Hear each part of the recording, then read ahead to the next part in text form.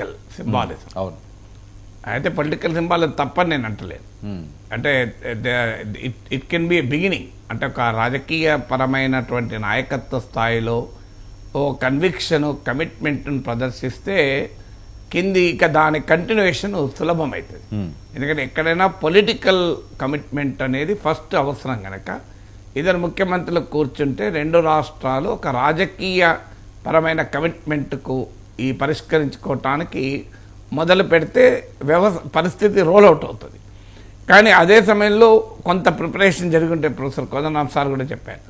అంటే ముందు అధికారులు కూర్చొని కొంత ఎక్సైజ్ చేసి ఒక యాక్షన్ పాయింట్స్ తీసుకొచ్చి కొంత అగ్రిమెంట్లోకి వచ్చి ఇద్దరు ముఖ్యమంత్రుల ముందు గనక పెట్టి ఉంటే ఇట్ వుడ్ హావ్ బీన్ ముఖ్యమంత్రి కార్యక్రమం. నాకు అర్థం కావాల్సింది ప్రభుత్వాల మధ్య చర్చలు. ఇది ముఖ్యమంత్రుల మధ్య చర్చలుగా మనం పైకి కనబడుతున్నా ఇప్పుడు తెలంగాణ నుంచి బట్టి విక్రమార్క, అలాగే మీకు శ్రీధర్ బాబు, వీళ్ళు కూడా పొంగులేటి శ్రీనివాసరెడ్డి కూడా పాల్గొంటున్నారు.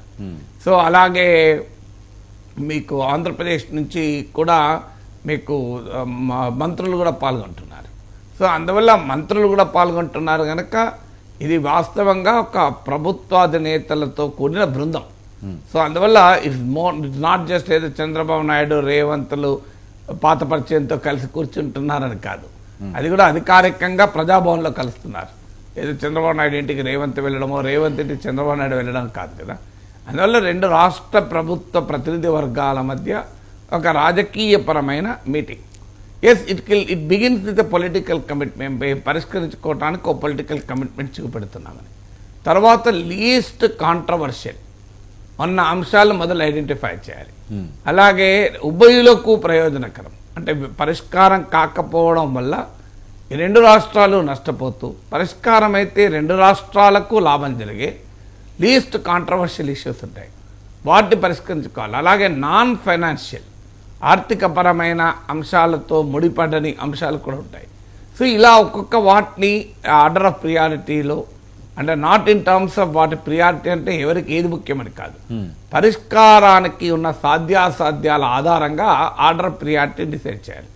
ఇప్పుడు ఆర్డర్ ఆఫ్ ప్రియారిటీ అంటే తెలంగాణ వెంటనే మా కృష్ణానదిలో 50% వాటా అంటుంది. సో దానికి ఆంధ్రప్రదేశ్ ఎంత వెంటనే అంగీకరిస్తుందా? So priority in terms of నేను చెప్పేది పరిష్కారం, అంటే సాల్వ్ చేయగలిగే అవకాశాల ఆధారంగా ఇంతే చిన్న చిన్న పరిష్కారం అయితే సార్ అన్నట్లు జటిలమైన కోదండం సార్ అన్నట్టు జటిలమైన సమస్యలకు వచ్చే వరకు కొంత లార్జర్ పొలిటికల్ కన్సెన్సస్ రావాలి. అన్ఫార్చునేట్లీ రాజకీయ పార్టీలు ఎవరు అధికారంలో ఏకపక్ష నిర్ణయాల వల్ల ఏమవుతుంది అంటే సమస్యకు ఎవరు పరిష్కారం చెప్పలేరు. ఎందుకంటే వెంటనే ప్రతిపక్షం ఉన్న వాళ్ళు దాన్ని పొలిటికల్గా వాడుకుంటారు. సో కానీ ఆ వాతావరణం లేదు కదా. నిజంగా ఇది ఆంధ్రప్రదేశ్ తరఫున చంద్రబాబు నాయుడు వచ్చి మాట్లాడుతున్నారు, కానీ అక్కడ ఒక అఖిలపక్ష మీటింగ్ పెట్టి అన్ని పార్టీలను పిలిచి, సో మీరు ఏమంటారు, మనం తెలంగాణతో కూర్చుంటున్నాం, మీ స్టాండ్ ఏంటి, ఇంకో ఇది ప్రభుత్వ స్టాండు, ఇంకో ఇక్కడ మనం ఎక్కడ రాజీ కావాలి, ఎక్కడ గట్టిగా పట్టుబట్టాలి అని చర్చ ఎక్కడ జరిగింది? తెలంగాణలో రేవంత్ రెడ్డి నాయకత్వంలో ఉన్న ప్రభుత్వం కూడా ఒక అఖిలపక్ష మీటింగ్ పెట్టి, నేను అనేది మాజీ ముఖ్యమంత్రులు జగన్ను కేసీఆర్ను కలవని అంటలేదు, ఒక అఖిలపక్ష మీటింగ్ పెట్టి అందరిని ఇన్వాల్వ్ చేసి స్టేక్ హోల్డర్స్ను, సో కూర్చొని దీనికి ఎక్కడ మనం ఏంటి, what should be the stand అనేటువంటి ప్రయత్నం జరగలేదు. సో ఆ ప్రయత్నం జరిగి ఉంటే ఇది నాన్ పార్టిజాన్గా జరగాలి. ఎందుకంటే రెండు రాష్ట్రాల మధ్య పరిష్కారం కదా. ఇవాళ ఈ ప్రభుత్వం ఉంటుంది, ఇంకో ప్రభుత్వం ఉంటుంది. ఇది మళ్ళీ పొలిటికల్గా ఎక్స్ప్లోజివ్ అంశంగా అటు ఇటు మారితే ప్రయోజనం ఏముంటుంది? అందువల్ల ఈ పొలిటికల్ సింబాలిజాన్ని దాటి ఒక సబ్స్టాన్షియల్ సొల్యూషన్ వైపుగా వెళ్ళగలగాలి. అందుకు ఈ మీటింగ్ దోహదం చేయాలి. ఓకే సార్, మరొక కీలకమైన అంశం ఈ రెడ్ బుక్ అనే అంశం అన్నది పెద్ద ఎత్తున రచ్చరచ్చ కింద సాగే పరిస్థితి. ఒక్కొక్కరు ఒక రకంగా మాట్లాడుతున్నారు. ఇది బుల్డోజర్ రాజకీయాలా, లేకపోతే చంద్రబాబు నాయుడు ఏమోని రాజారెడ్డి గారి రాజ్యాంగం అంటారు, లోకేష్ గారు ఏమోని రెడ్ బుక్లో అందరు పేర్లు ఉన్నాయంటారు, పవన్ కళ్యాణ్ అసలు కక్ష సాధింపులే మనకు వద్దు అంటారు. అంటే ఒక్కొక్కరిది ఒక్కొక్క రకమైన విభిన్నంగా వీళ్ళు మాట్లాడే పరిస్థితి నెలకొంది. ఒకసారి బయట చూద్దాం సార్, బయట ప్లే చేయండి అమ్మా. ఎవరు అధైర్యపడద్దండి, ఎర్ర బుక్ ఉంది నా దగ్గర, ఇదిగోండి అందరు పేర్లు రాసుకున్నా, నేను ఎవరిని వదిలిపెట్టాను. వైకాపా నాయకులు చెప్తున్నా, అన్న విశ్వవిఖ్యాత నట సార్వభౌమ స్వర్గశ్రీ నందమూరి తారక రామారావు గారు మా దేవుడు, చంద్రబాబు నాయుడు గారు రాముడు, కానీ వైకాపా నాయకులకి మీ లోకేష్ మూర్ఖుడు. వడ్డీతో సహా ప్రతిదీ చెల్లించే బాధ్యత మీ లోకేష్ తీసుకుంటాడు. కార్యకర్తలు నేను ఒక బంపర్ ఆఫర్ ఇస్తున్నా. 2019 నుంచి 2024 వరకు ఎవరిపైన ఎక్కువ కేసులుంటే వాళ్ళకి అంత పెద్ద నామినేటెడ్ పోస్ట్ నేను ఇప్పిస్తా. రెడీయా? Challenge accepted. ఛాలెంజ్ యాక్సెప్ట్ చేస్తున్నారా? ఎవరు అధైర్యపడద్దండి.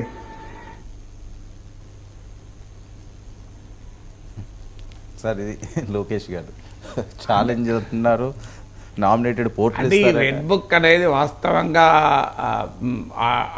భారతదేశంలో ఒకటే బుక్ ఉంటుంది చట్టానికి, అది రాజ్యాంగ బుక్. సార్ మనతో పాటుగా జేడీ లక్ష్మీనారాయణ గారు కూడా జాయిన్ అయ్యారు. నమస్తే జేడీ గారు. నమస్తే వర్మ గారు. నమస్కారం సార్. సార్ నాగేశ్వర్ గారు ఉన్నారు. నమస్తే ప్రొఫెసర్ గారు. నమస్కారం. అంటే సార్ చెప్పాలి సార్. సార్ విశేషంగా జేడి లక్ష్మీనారాయణ గారు పోలీస్ అధికారిగా చాలా ఉన్నత స్థాయిలో పనిచేశారు. అవును, 2 తెలుగు రాష్ట్రాల ప్రజలు చాలా గౌరవించేటువంటి వ్యక్తి. సార్ ఏంటి ఈ రెడ్ బుక్ రాజ్యాంగం అనే వివాదం నడుస్తుంది? నేనన్నది ఏంటంటే రెడ్ బుక్ కాదు, ఒకటే ఉంటుంది రాజ్యాంగం బుక్ అని. ఏమంటారు సార్? రెడ్ బుక్ అన్నది యాక్చువల్ గా రెఫరెన్స్ చూస్తే ఒక కార్ల్ జంగ్ అని స్విట్జర్లాండ్ అతను ఒక పుస్తకం, అదిలో కవితలో రాశాడు. దానికి పుస్తకం కవర్ రెడ్ గా ఉన్నదల్లా దాన్ని రెడ్ బుక్ అంటారు. కానీ ఇక్కడ మన ప్రాంతాలలో రెడ్ గురించి చర్చలు జరుగుతున్నాయి. ఆ తర్వాత మీరు అన్నట్టు ఖచ్చితంగా రాజ్యాంగం అమలు ఎప్పుడూ అవ్వాలి. ఎందుకంటే రూల్ ఆఫ్ లా అనేది చాలా ముఖ్యం. ఏ రాష్ట్రానికైనా దేశానికైనా rule of law adherence to the constitution, రాజ్యాంగ విధంగా పరిపాలన సాగడం అన్నది చాలా ముఖ్యం. ఈ సందర్భంగా ముఖ్యంగా పోలీసు యంత్రాంగం గురించి, ఎందుకంటే ఈ రెడ్ బుక్ లో ఉన్న పేర్ల వాళ్ళ మీద పోలీసు యాక్షన్ గానీ ప్రజలు చర్చ. యాక్చువల్ గా పోలీస్ అన్నది రూల్ ఆఫ్ లా పనిచేయడానికి ముఖ్యంగా మనకు 2 జడ్జిమెంట్స్ చాలా ముఖ్యం ప్రొఫెసర్ గారు. ఒకటి వచ్చేసి వినీత్ నారాయణ జడ్జిమెంట్ ఒకటి, తర్వాత వచ్చేసి ప్రకాష్ సింగ్ జడ్జిమెంట్ అని సుప్రీం కోర్టులో, ఇది 2006 లో వచ్చింది పోలీస్ రిఫార్మ్స్ గురించి. యాక్చువల్ గా పోలీసు సంస్కరణల గురించి 1977 లో ధర్మవీర కమిషన్ అని ఒకటి ఏర్పాటు చేశారు. ఆ తర్వాత సోలి బెరో వీళ్ళందరి కమిషన్లు కూడా వచ్చాయి. కానీ సుప్రీం కోర్టు 2006వ సంవత్సరంలో ప్రకాష్ సింగ్ అని, ఆయన retired UP director general of police, ఆయన రిట్ చేస్తే సివిల్ రిట్ పిటిషన్, దాంట్లో 2006లో ఒక జడ్జిమెంట్ ఇచ్చారు. దాంట్లో ముఖ్యంగా వాళ్ళు చెప్పినవి 5 పాయింట్లు ఉన్నాయి. వచ్చేసి ప్రతి రాష్ట్రంలో కూడా సెక్యూరిటీ కమిషన్ అన్నది ఒకటి ఏర్పాటు చేయాలి. అంటే అందులో ముఖ్యమంత్రి, home minister, leader of opposition, తర్వాత హైకోర్టు చీఫ్ జస్టిస్ ద్వారా నియమించబడిన ఒక జడ్జి, తర్వాత మన స్టేట్ హ్యూమన్ రైట్స్ కమిషన్ నుంచి వచ్చిన ఒక జడ్జి, తర్వాత ఎమినెంట్ పీపుల్, వీళ్ళందరితో ఒక కమిటీ, ఒక స్టేట్ సెక్యూరిటీ కమిషన్ అన్నది ఏర్పాటు చేయాలి. అది రాజకీయ ఒత్తిళ్ల వల్ల పోలీస్ విభాగం పని చేయకుండా ఉండడానికి స్టేట్ సెక్యూరిటీ కమిషన్ అన్నది పనిచేస్తుంది. రెండవది వచ్చేసి ప్రతి రాష్ట్రంలో కూడా డైరెక్టర్ జనరల్ ఆఫ్ పోలీస్ ని ఏ విధంగా అపాయింట్ చేయాలని చెప్పి కూడా వాళ్ళు చెప్పారు. అంటే సీనియర్ మోస్ట్ ఆఫీసర్లు ఎవరైతే డైరెక్టర్ జనరల్ ఆఫ్ పోలీస్ కి ఎంపానల్మెంట్ ఉంటారో వాళ్ళ లిస్టుని పంపించి అందులో ఒకరిని డీజీపీగా సెలెక్ట్ చేసి, అంటే యూపీఎస్సీ ద్వారా సెలెక్ట్ చేసి వారికి మినిమం 2 years టెన్యూర్ ఉండేటట్టు చూడాలన్నది రెండవది. మూడవది వచ్చేసి అదే విధంగా క్షేత్రస్థాయిలో పనిచేసే ఆఫీసర్లు, అంటే ఐజీ, డిఐజీ, ఎస్పీ, తర్వాత ఎస్హెచ్ఓ అంటే పోలీస్ స్టేషన్ ఇన్ఛార్జ్, వీరందరికీ కూడా 2 సంవత్సరాల టెన్యూర్ ఉండాలని చెప్పారు. తర్వాత ఇన్వెస్టిగేషన్, లా అండ్ ఆర్డర్ అన్నది సెపరేట్ చేయాలి. తర్వాత పోలీస్ ఎస్టాబ్లిష్మెంట్ బోర్డ్స్, అంటే పోలీసులో ముఖ్యంగా ట్రాన్స్ఫర్స్ అన్నవి చాలా ముఖ్యం. నాకు ఇష్టమైన సబ్ ఇన్స్పెక్టర్ని నేను తెచ్చుకుంటాను, నాకు ఇష్టమైన సర్కిల్ ఇన్స్పెక్టర్ని నేను తెచ్చుకుంటానని రాజకీయ నాయకులు మాట్లాడుతుంటారు. దాన్ని కౌంటర్ చేయడానికి పోలీస్ ఎస్టాబ్లిష్మెంట్ బోర్డ్స్ ఏర్పాటు చేయాలన్నది ఒక రికమెండేషన్. తర్వాత వచ్చేసి పోలీస్ కంప్లైంట్ అథారిటీ అన్నది ఒకటి ఏర్పాటు చేయాలని చెప్పారు. అంటే జిల్లా లెవెల్లో కూడా అప్ టు డిఎస్పీల వరకు ఏవైతే కంప్లైంట్స్ వస్తాయో పోలీసుల మీద, వాటిని ఎంక్వైరీ చేయడానికి ఒక రిటైర్డ్ డిస్ట్రిక్ట్ జడ్జి లెవెల్లో ఉన్న ఆఫీసర్ వారి ఆధ్వర్యంలో ఒక డిస్ట్రిక్ట్ పోలీస్ కంప్లైంట్ అథారిటీ, అదేవిధంగా స్టేట్ లెవెల్లో స్టేట్ పోలీస్ కంప్లైంట్ అథారిటీ, వీటిని ఏర్పాటు చేయాలని చెప్పేసి ఆ జడ్జిమెంట్ లో సుప్రీంకోర్టు చెప్పడం జరిగింది. అదేవిధంగా నేషనల్ లెవెల్లో కూడా నేషనల్ సెక్యూరిటీ కమిషనర్ కూడా ఏర్పాటు చేయాలి. కానీ ఇది 2006లో చెప్పినా కూడా చాలా రాష్ట్రాల్లో వీటి అమలు జరగడం లేదు. అందువల్ల మనం చూడాల్సింది ఏంటంటే ఈ జడ్జిమెంట్ యొక్క అమలు తూచా తప్పక జరగగలిగితే మనం ఏదైతే అనుకుంటున్నామో పోలీస్ వర్కింగ్ లో రాజకీయ పార్టీల యొక్క ఇంటర్ఫియరెన్స్, గవర్నమెంట్ యొక్క ఇంటర్ఫియరెన్స్ కూడా దానిలో తగ్గించవచ్చు అన్నది మనం అనుకోవాలి. కాబట్టి ఈ విధంగా ఈ జడ్జిమెంట్ నిజమైన అమల్లోకి వస్తుందని మనం అందరం ఆశించాలి. దానికోసం కృషి చేయాలని నేను అనుకుంటాను. కానీ మీరు అన్నట్లు అది ఐడియల్ సిచ్యువేషన్, కానీ జరిగేది మనందరికీ తెలుసు. రాజకీయ వ్యవస్థ ఈ పార్టీ ఆ పార్టీ అంత సంబంధం లేదు. ఎవరు అధికారంలో ఉంటే వారు పోలీస్ వ్యవస్థను ఉపయోగించుకోవడము, ఇతర అధికార వ్యవస్థలు ఉపయోగించుకోవడం జరుగుతుంది. గతంతా 5 ఏళ్ళు రాజారెడ్డి రాజ్యాంగం అమలైందని టీడీపీ ఆరోపించింది. ఇప్పుడు రెడ్ బుక్ రాజ్యాంగం అమలవుతోంది అని జగన్ ఆరోపిస్తున్నాడు. మనలాంటి వాళ్ళం అంటాం, అయ్యా రాజారెడ్డి రాజ్యాంగాలు రెడ్ బుక్ రాజ్యాంగాలు కాదు, అంబేద్కర్ నాయకత్వంలో రచించబడిన భారత రాజ్యాంగం అమలు కావాలి అని. సో కానీ ఈ రూల్ ఆఫ్ లా అనే కాన్షియస్నెస్ పక్కకు పోయి మై రూల్ అనే కాన్షియస్నెస్ వచ్చిన తర్వాత how to solve it sir. ఇప్పుడు ఒక పార్టీ అధికారంలో ఉన్నప్పుడు ఇంకో పార్టీ పైన, మళ్ళీ ఈ పార్టీ అధికారంలోకి వస్తే ఇంకో పార్టీ పైన, రేపు మళ్ళీ వీళ్ళ అధికారంలోకి వస్తే వాళ్ళపైన. సో ఇదొక సైక్లిక్, ఒక విషయస్ సర్కిల్గా మారిపోయింది కదా. అది కరెక్టే సార్. కానీ మీరు అదే ఐడియల్ సిచ్యువేషన్ ఎలా ఇంప్లిమెంట్ చేయాలి అన్నది మనం మనం చూడాల్సిన ముఖ్యమైన విషయం. ముఖ్యంగా ఏంటంటే డైరెక్టర్ నియమించిన డైరెక్టర్ జనరల్ ఆఫ్ పోలీస్ కూడా ఫుల్ అడిషనల్ చేయట్లేదు చాలా స్టేట్స్. అంటే ఈ ప్రకాశం తర్వాత ఇందులో ఉన్న సిస్టమ్ ని ఫాలో అవ్వలేక చాలా మంది వాళ్లకు సంబంధించిన వాళ్లకు ఫేవరబుల్ గా ఉండే director general of police appoint చేసుకోవడానికి వాళ్ళు ఏం చేస్తున్నారంటే ఇన్ఛార్జ్ డీజీలను ఏర్పాటు చేస్తున్నారు, ఇన్ఛార్జ్ డీజీపీ. ఆ సిస్టమ్ ను గనక మనం ఆపగలిగితే, ఎందుకంటే పోలీస్ విభాగం ఎప్పుడు కూడా హైరార్కియల్ సిస్టమ్ లో వర్క్ చేస్తుంటుంది కాబట్టి డీజీపీ పోస్ట్ అన్నది చాలా ముఖ్యం.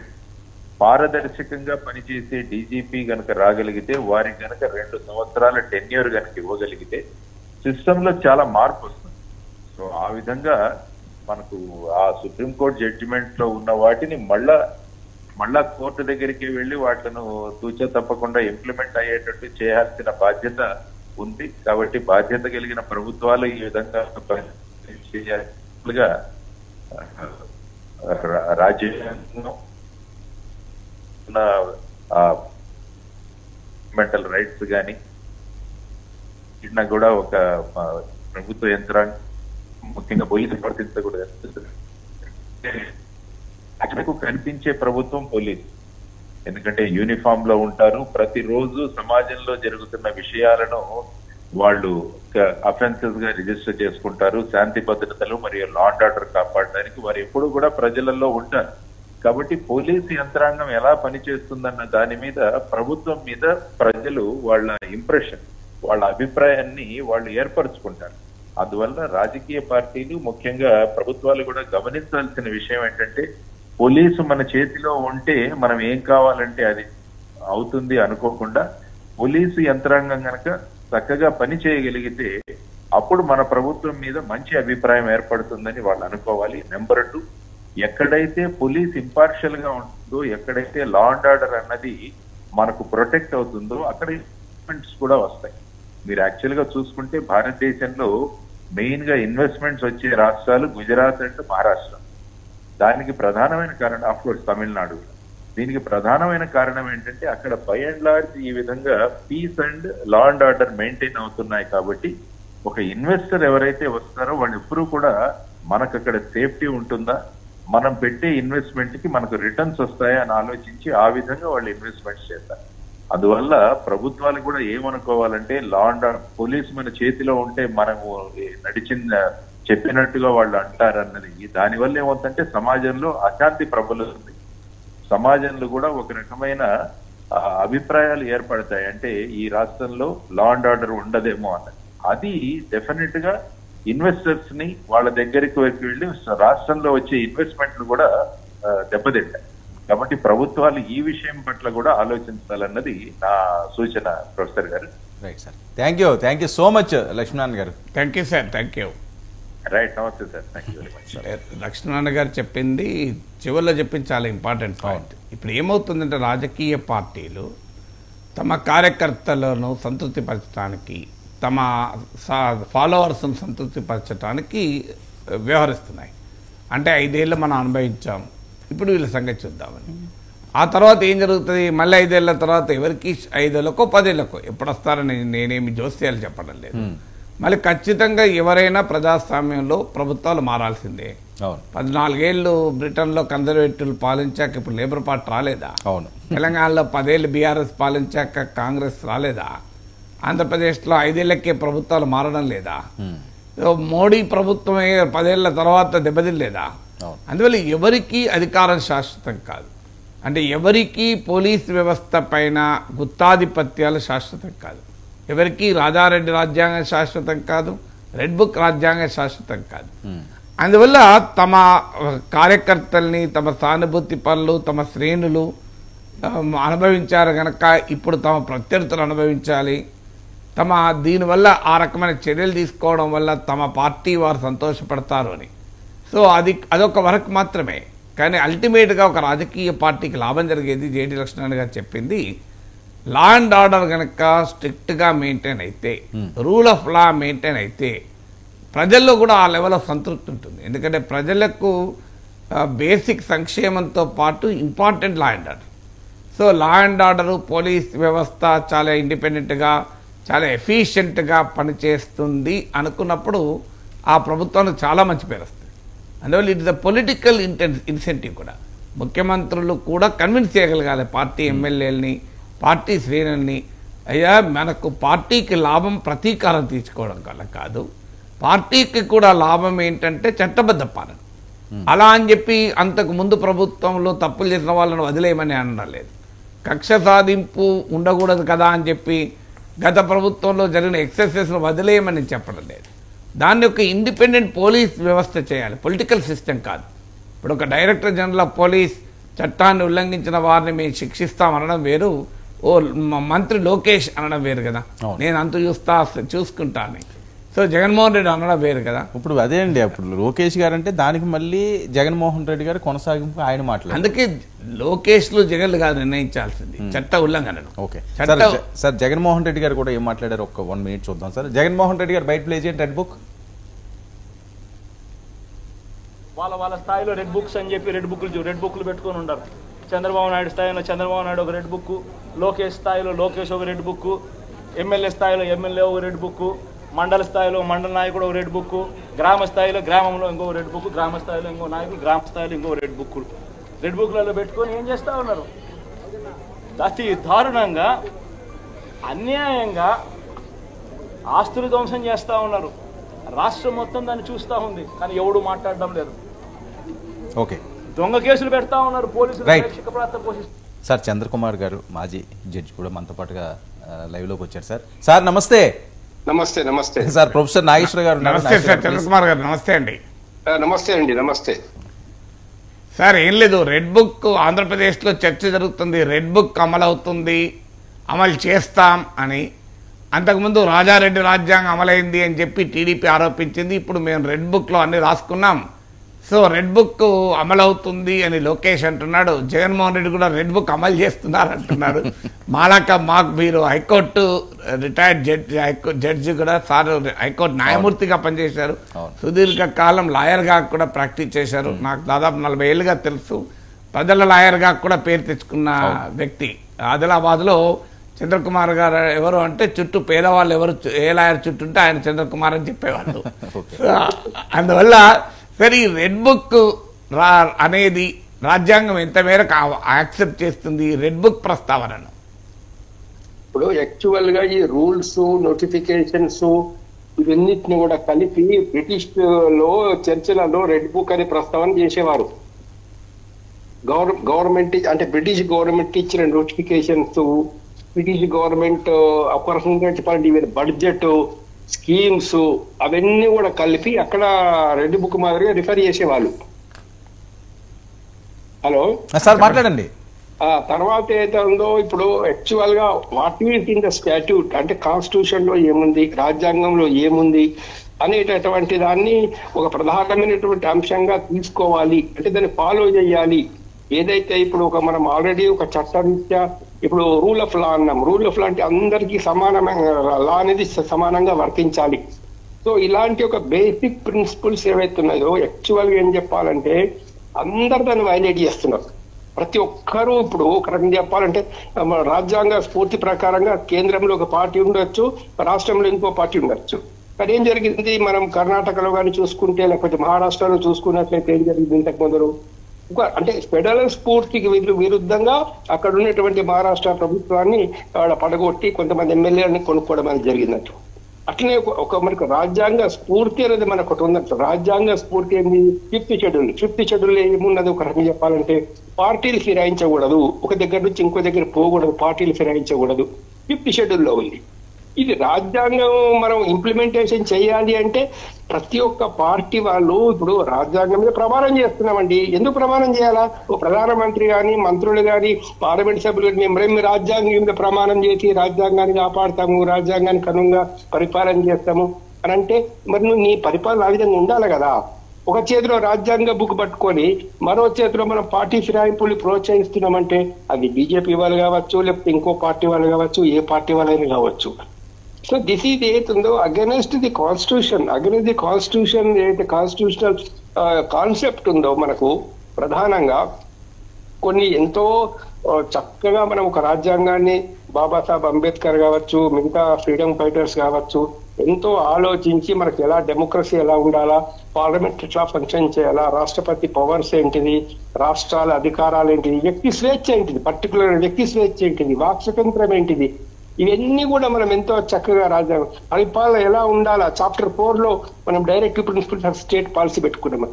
ఇది ఎవరు మాట్లాడినా కూడా మనం చట్టం బుక్ రెడ్ బుక్ అని పేరు పెట్టినా, ఇంకో బుక్ అని పేరు పెట్టినా, ఏ పేరు పెట్టినా కూడా ఎంతవరకు అయితే రాజ్యాంగంలో ఉన్నటువంటి ఒక మౌలిక సూత్రాల్ని అమలు చేయాలనేటటువంటి ఒక సిన్సియారిటీ, హానెస్టీ అక్కడ లేదో అందులో వీళ్ళెవరు రాజ్యాంగం మీద ప్రమాణం చేయడం అంటే రాజ్యాంగ ద్రోహం చేయడం అని నా అభిప్రాయం అండి. సార్ ప్రొఫెసర్ గారు. సార్ అంటే మీరు అన్నట్లు ఇప్పుడు రాజకీయ ప్రతీకారాలు, రాజకీయ కక్షలు రాజ్యాంగం అంగీకరించదు కదా. అంగీకరించదు, ఎట్టి పరిస్థితుల్లో అంగీకరించదు. ఇప్పుడు మనకేంటంటే పరిపాలన అనేటటువంటిది అధికారంలోకి వచ్చినటువంటి వాళ్ళు ఇవాళ ఏంటి అసలు అది కానీ ఒక్కోసారి చాలా బాధ కలుగుతుంది. చాలా ఎందుకు ఇబ్బంది కలుగుతుంది అంటే మౌలిక వసతులు లేవు స్కూల్స్లలో. ఉస్మానియా యూనివర్సిటీలో 800 పోస్టులు ఖాళీ ఉన్నాయి. కాకతీయ యూనివర్సిటీలో ఒక 500-600 పోస్టులు ఖాళీ ఉన్నాయి. ఏంటి పవర్కి వచ్చిన తర్వాత ఫస్ట్ మనం ఏం చేయాలా? విద్య, ఏ ప్రభుత్వం అయితే విద్యను ఏ దేశం అయితే తన ప్రజలకు విద్యను నిర్లక్ష్యం చేస్తుందో నా దృష్టిలో అంతకంటే ద్రోహం మరొకట్లేదు ప్రజలకు. ఇప్పుడు ఫర్ ఎగ్జాంపుల్ ఒక చిన్న ఇన్ఫర్మేషన్ మీ అందరూ బహుశా సార్ కూడా తెలుస్తాలో, ఇప్పుడు ఈ సెల్ ఫోన్ వాడడం వల్ల ఎంతో మంది పిల్లలు ఎన్నో రకాల ఇబ్బంది పడుతున్నారు, పేరెంట్స్ కూడా ఇబ్బంది పడుతున్నారు. చైనా గవర్నమెంట్ 10-12 సంవత్సరాల పిల్లలకి సెల్ ఫోన్ నిషేధించింది అక్కడ. తర్వాత 12 సంవత్సరాల నుంచి 16-18 సంవత్సరాలు వచ్చేంత వరకు ఓన్లీ 2 అవర్స్ వాడిన తర్వాత వాళ్ళ సెల్ ఫోన్ ఆటోమేటిక్ గా స్విచ్ ఆఫ్ అయిపోతుంది.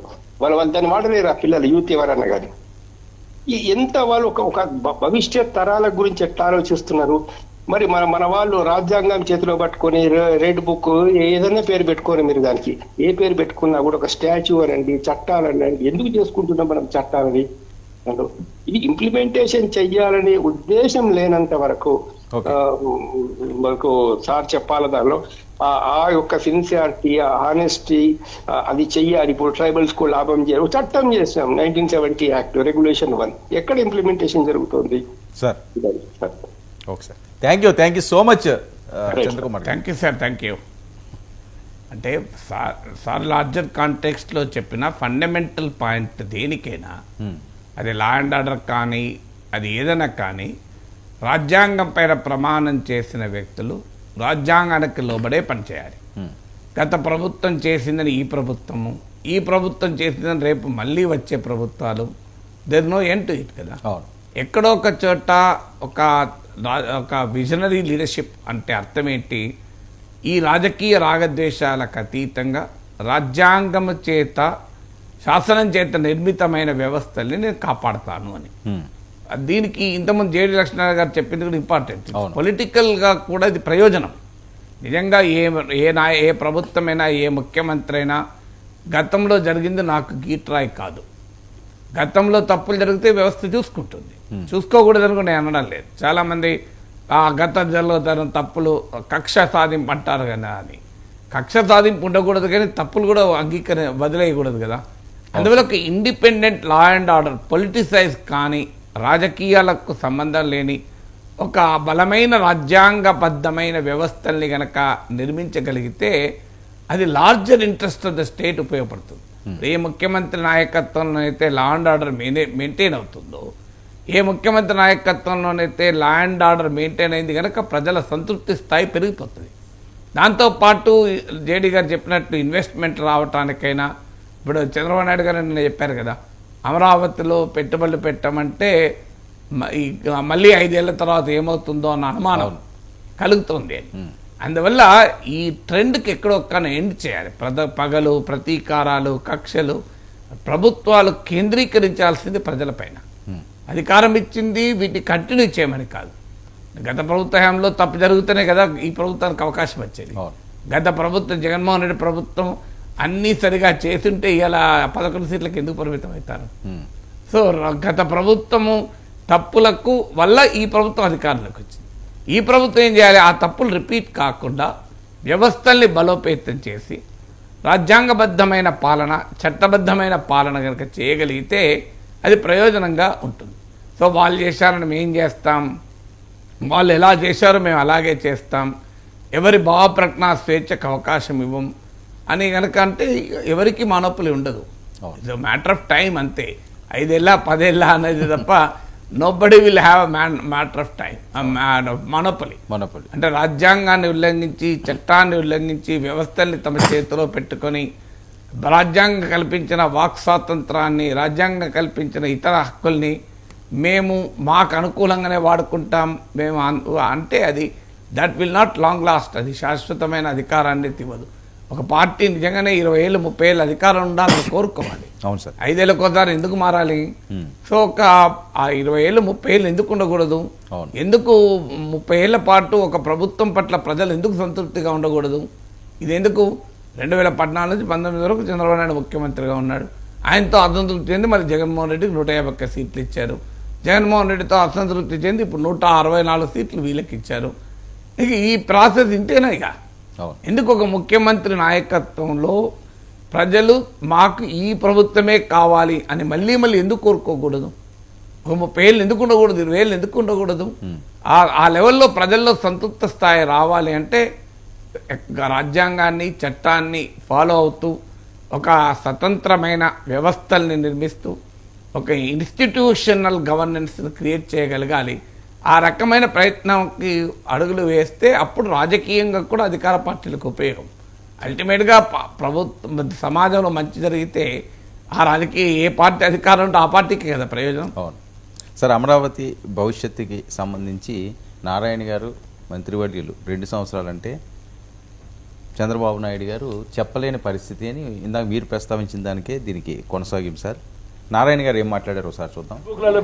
గత నా అనుభవంతో ఖచ్చితంగా ఈ అమరావతి రాజధానిని 2.5 సంవత్సరంలో పూర్తి చేయగలని ప్రస్తుతానికి అనుకుంటున్నాను. రోడ్లు ఎప్పుడు పూర్తవుతాయి, వాటర్ లైన్స్ ఎప్పుడు పూర్తవుతాయి, బిల్డింగ్లు ఎప్పుడు పూర్తవుతాయి, సెక్రటరియట్ బిల్డింగ్స్ ఎప్పుడు పూర్తవుతాయి, ఇవన్నీ కూడా ఆ టైం బౌండ్ ఇచ్చి ఆ టైం బౌండ్ ప్రకారం చేయడం జరుగుతుంది. సేమ్ మాస్టర్ ప్లాన్ ఏమీ మార్చాల్సిన అవసరం లేదు, ఎందుకంటే అది చాలా డీటెయిల్డ్ గా స్టడీ చేసి మాట్లాడిన ఆయనలో కాన్ఫిడెన్స్ కనిపిస్తున్నది. కానీ సుదీర్ఘమైన రాజకీయ అనుభవం ఉన్న, ఇన్నిసార్లు ముఖ్యమంత్రిగా ఉన్న చంద్రబాబు నాయుడులో కాన్ఫిడెన్స్ కనిపించట్లేదు. ఎలా చూడాలి? అంటే 2 కాంట్రడిక్షన్ ఏం లేదు. నారాయణ చంద్రబాబు నాయుడు గారు అంటే నగరం ఒక ప్రాసెస్. ఇప్పుడు నగరం అనేది నారాయణ గారు అన్నా చంద్రబాబు నాయుడు గారన్నా ఏంటి ఫండమెంటల్ పాయింట్, అది ఇట్స్ ఎ ప్రాసెస్. ఒక నగరము రేపు మార్నింగ్ వరకు రెడీ కాదు. ఇప్పుడు కోర్ క్యాపిటల్ టెరిటరీ రీజన్ అనగా 3గా మనం వర్గీకరించుకుంటే కోర్ క్యాపిటల్ పూర్తి చేయొచ్చు. 2.5 ఏళ్లలో కోర్ క్యాపిటల్ ఖచ్చితంగా పూర్తి చేయొచ్చు. ఎందుకంటే కోర్ క్యాపిటల్ అంటే ఏంటి? లెజిస్లేచరు, జ్యుడిషియరీ, హైకోర్టులు, అసెంబ్లీ, సెక్రటేరియట్కి ఒక శాశ్వత భవనాలు. నేను చాలాసార్లు చెప్పాను, తెలంగాణలో సెక్రటేరియట్ కట్టలేదు, 6 ఏడాది లోపల అయిపోయింది కదా. చాలా అందమైన సెక్రటేరియట్ కట్టుకోగలిగారు కదా. ఇంతకన్నా ఇంకా అందమైన సెక్రటేరియట్ అవసరమా? సరిపోదా ఇది? సో అందువల్ల అందులో ఆర్థిక ఇబ్బందులు ఉన్న రాష్ట్రానికి 500 కోట్లు 600 కోట్లు పెట్టి సెక్రటేరియట్ కాకపోతే 5,000 కోట్ల సెక్రటేరియట్ అవసరమా? సో అల్టిమేట్గా సెక్రటేరియట్ అంటే ఏంటిది? బిల్డింగ్ కాదు. సెక్రటేరియట్ అంటే ఏంటంటే గవర్నెన్స్ విధానం. అక్కడ ఉన్న ఉద్యోగులు ఎలా పనిచేస్తారన్న దాన్ని బట్టి. కానీ సెక్రటేరియట్లు స్టార్ హోటల్ లాగా ఉండాల్సిన అవసరం లేదు. సెక్రటేరియట్ ప్రజలకు సౌకర్యవంతంగా ఉండాలి. సో రాష్ట్రాన్ని ఒక ఐకానిక్ స్ట్రక్చర్గా ఉండాలి. అది ఉంది కదా ఇప్పుడు తెలంగాణ సెక్రటేరియట్. మరి తెలంగాణలో కేసీఆర్ ప్రభుత్వం 1 ఇయర్లో కట్టినప్పుడు చంద్రబాబు నాయుడు మొదటి 5 ఏళ్లలో కట్టి ఉంటే అసలు ఇలా అయిపోయి జగన్ మార్చడానికి కూడా అంత ఈజీ అయ్యేది కాదు. హైకోర్టు బిల్డింగ్ కట్టలేరా? అందువల్ల ఇప్పటికైనా గత అనుభవం నుంచి ఎక్స్పీరియన్స్ తీసుకొని 5 ఏళ్ళు అధికారం ఇచ్చేది 5 ఏళ్ళు తర్వాత మళ్ళీ గెలిస్తే మళ్ళీ వస్తారు. సో ఈ 5 ఏళ్లలో కోర్ క్యాపిటల్ పూర్తి చేయడం అంటే అసెంబ్లీ, సచివాలయము, హైకోర్టు, వీటికి భవనాలు నిర్మించుకోవడం, మంచి భవనాలు, ఐకానిక్ స్ట్రక్చర్స్ నిర్మించుకున్నా కూడా 5 ఏళ్లలో పూర్తవుతాయి. అసాధ్యమేం కాదు అది. సో అందుకే తెలంగాణ సెక్రటేరియట్ ఉదాహరణ ఇచ్చారు. Telangana secretariat central vista project ఉంది ఢిల్లీలో, 20,000 కోట్లతో సెంట్రల్ విస్టా ప్రాజెక్టు, కొత్త పార్లమెంట్ బిల్డింగ్, అంతా ఆధునీకరణ జరిగింది. దానికి 10 ఏళ్ళు పట్టిందా? పట్టలేదు కదా. మరి ఎలా సాధ్యమైంది అంటే కొత్త పార్లమెంట్ బిల్డింగ్ కన్నా కూడా ఆంధ్రప్రదేశ్ అసెంబ్లీ బిల్డింగ్ బాగుంటుందా? ఎందుకు ఆలస్యం కావాలి నాకు చెప్పండి. సో అందులో అసెంబ్లీ భవనము, హైకోర్టు, సచివాలయానికి కేంద్ర ప్రభుత్వమే నిధులిస్తుంది. అదేం భారం కాదు రాష్ట్ర ప్రభుత్వానికి. అందువల్ల ఆర్థిక ఇబ్బందులతో సంబంధం లేదు. అందువల్ల నీకు 2 ఉదాహరణలు చెప్పాను. తెలంగాణ సెక్రటేరియట్ ఉదాహరణ చెప్పాను, భారతదేశంలో కొత్త పార్లమెంట్ చేశాను. ఈ రెండింటికన్నా గొప్ప సెక్రటేరియట్, గొప్ప అసెంబ్లీ అయితే మనం కట్టుకోం కదా ఆంధ్రప్రదేశ్లో. సచివాలయం, తెలంగాణ సచివాలయాన్ని పోలింది కట్టుకుంటే, లేదంటే కాస్త ఇంకా మెరుగైనది కట్టుకోవచ్చు, అభ్యంతరం లేదు. కానీ భారత పార్లమెంటు కన్నా కూడా గొప్పదైతే కట్టం కదా. మరి ఎందుకు ఇంత లేట్ కావాలి? అవి అయిపోయినాయి కదా. అంటే ఆర్థికపరమైన అంశాలు ఉన్నాయి. ఆర్థికపరమైన అంశమే ఉన్నది. వీటికి కేంద్రమే ఇస్తుంది కదా డబ్బులు. 500 కోట్లు రాష్ట్ర ప్రభుత్వం ఖర్చు పెట్టుకోలేదు, కేంద్రం ఇవ్వదా? సచివాలయము, హైకోర్టు, అసెంబ్లీ, వీటికి విభజన చట్టం ఆధారంగా కేంద్రం ఇక తప్పదు. ఇద్దరు 10,000 కోట్లు ఏదో ఇచ్చిందన్నారు. బట్ ఏదన్నా ఆ భవన నిర్మాణాల ఖర్చు కేంద్రం తీసుకుంటుంది. ఇక మిగిలింది ఏంటి? మీకు కేంద్ర ప్రభుత్వ భవనాలు, అప్పుడు reserve bank of India, controller and auditor general, వాటికి ఆల్రెడీ ల్యాండ్ కేటాయించినాయి. అవి వేగంగా గ్రౌండ్ కావాలి. ఒకసారి కేంద్ర ప్రభుత్వ సంస్థలు, రాష్ట్ర ప్రభుత్వ సంస్థలు, వివిధ కంపెనీల హెడ్ క్వార్టర్స్ ఇవన్నీ వచ్చాయనుకోండి, ఒక సిటీ రూపం వస్తుంది కదా. అసెంబ్లీ, సెక్రటరీ వచ్చాక ఇప్పుడు ఆల్రెడీ రీజనల్ ఔటర్ రింగ్ రోడ్కు కేంద్రమే ఇస్తుంది అని కూడా ఇవాళ కూడా పత్రికలో వచ్చింది. గతంలో కూడా కేంద్రం ఇస్తామన్నది. జగన్మోహన్ రెడ్డి అమరావతిని వదులుకున్నాడు కనుక అది అమలు కాలే. మీరు కేంద్రము ఆ ఔటర్ రింగ్ రోడ్కు డబ్బులు ఇస్తుంది. సో అందువల్ల ఔటర్ రింగ్ రోడ్ అయిపోతాయి. ఆల్రెడీ హైదరాబాద్తోనూ రాయలసీమతోనూ కనెక్టివిటీ కూడా అన్నారు. మీకు ఆ ఎయిర్పోర్ట్ కూడా, గన్నవరం ఎయిర్పోర్ట్ విస్తరణ ఆ రోజుల్లోనే అయింది, మళ్ళీ ఏమైందో ఆగిపోయింది. దాన్ని ఇంటర్నేషనల్ ఎయిర్పోర్ట్గా డెవలప్ చేస్తామని.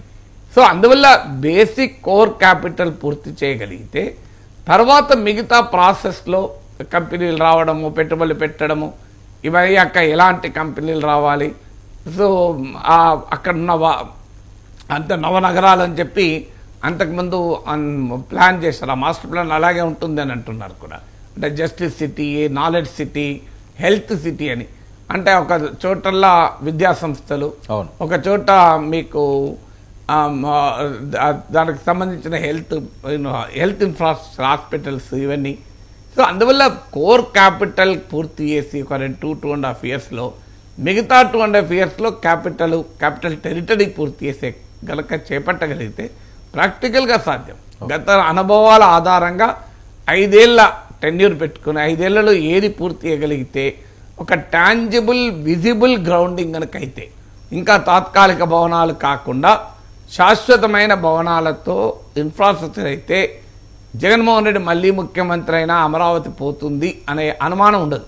ఇప్పుడు చంద్రబాబు నాయుడు కూడా చెప్పింది అదే కదా, ఇన్వెస్టర్లు కూడా అంటున్నారు మళ్ళీ ఏమవుతుందని అనుమానం అని. సో ఆ అనుమానం రాకుండా ఇప్పుడు అమరావతి అనేది ఇంకా కన్ఫ్యూజన్లో ఉండటానికి వీల్లేదు. ప్రజలు చాలా స్పష్టంగా 3 రాజధానులు తిరస్కరించారు. 3 విశాఖలో ఉత్తరాంధ్రలో కూడా వైసీపీ తుడిచిపెట్టుకుపోయింది, రాయలసీమలో కూడా తుడిచిపెట్టుకుపోయింది. 3 రాజధానులు అన్న జగన్మోహన్ రెడ్డి 3 చోట్ల ఓడిపోయాడు. ఇంతకన్నా డిసిసివ్ పొలిటికల్ వర్డిక్ట్ ఏం కావాలి అమరావతికి అనుకూలంగా? సో అందువల్ల అమరావతి అనేది అసలు 3 రాజధానులను టేకప్ చేయడమే జగన్ చేసిన తప్పని గతంలో ఈ చర్చ వచ్చినప్పుడు కూడా చెప్పాం. అమరావతి అనేది కేవలం ఒక ప్రాంతంగా చూడకూడదు. Amaravati capital is not for one reason. ఇప్పుడు హైదరాబాద్ ఉందంటే ఒక ప్రాంతానికి అది రాజధాని అన్ని ప్రాంతాలకు సంబంధించింది. అందువల్ల ఒక రోబస్ట్ ఎకానమీ మహానగరాల్లో కనుక క్రియేట్ అయితే అది రాష్ట్రం మొత్తానికి ప్రయోజనం ఉంటుంది. ఇవాళ ఢిల్లీ హైదరాబాద్ నుంచి వచ్చేటువంటి ఇన్కమ్ మొత్తం తెలంగాణను పోషించడం లేదు. అందువల్ల అమరావతిని ఆ రకంగా చూడాలి తప్ప ఒక ప్రాంతానికి ఒక కులానికి పరిమితం చేసి జగన్మోహన్ రెడ్డి చూడడం తప్పైంది. ఆ తప్పని ప్రజలు తీర్పు చెప్పారు. అందువల్ల ఇక జగన్మోహన్ రెడ్డి మళ్ళీ వచ్చిన అమరావతిని ముట్టుకోకుండా కావాలి అంటే ఒక రీజనబుల్ ప్రోగ్రెస్ అనేది అమరావతి నగర నిర్మాణంలో జరగాలి. అది నారాయణ 2.5 ఏళ్ళ ఎప్పుడు పూర్తవుతుందా అంటే కోర్ క్యాపిటల్ పూర్తవుతుంది. బహుశా ఆయన ఉద్దేశం కూడా అదే అండి. అందువల్ల చంద్రబాబు నాయుడు అన్నది అది long process, takes process, let it take process. Hyderabad నగరం ఒక్క రోజులో పూర్తయింది, 400 ఏళ్ళ పైగా నిర్మాణం జరిగింది కదా. సో ఒక సిటీ ఎప్పుడు కూడా ఎవాల్వ్ అవుతుంది. సిటీ అనేది ట్రాన్స్ప్లాంట్ కాదు, నగరాన్ని నువ్వు ట్రాన్స్ప్లాంట్ చేయలేవు కదా. సో అందువల్ల ప్రాసెస్లో కానీ బేసిక్ సిటీ అయితే పూర్తి కాగలిగితే సో డెఫినెట్గా ఒక విజిబుల్ టాంజిబుల్ గ్రౌండింగ్ కనుక కాగలిగితే భవిష్యత్తులో వచ్చేటువంటి ప్రభుత్వాలు ఇష్టం వచ్చినట్టుగా నిర్ణయాలు తీసుకోకుండా ఆపగలం. ఓకే సార్, మన దేశంలో ఎన్నికలు, బ్రిటన్ దేశంలో నేను చూసిన ఈ రిజల్ట్ ఆ కంపారిజన్ ఏ రకంగా చూడాలని 14 ఏళ్ల తర్వాత లేబర్ పార్టీ విజయం సాధించడం, దీనివల్ల భారత్ బ్రిటన్ల మధ్య సంబంధాలు ఎలా ఉండే అవకాశం ఉంది? అంటే బ్రిటన్ పార్లమెంటరీ డెమోక్రసీ మన పార్లమెంటరీ డెమోక్రసీ ఒకే రంగ నమూనా. మనం అక్కడి నుంచే తీసుకున్న వెస్ట్ మినిస్టర్స్ మోడల్ అంటారు.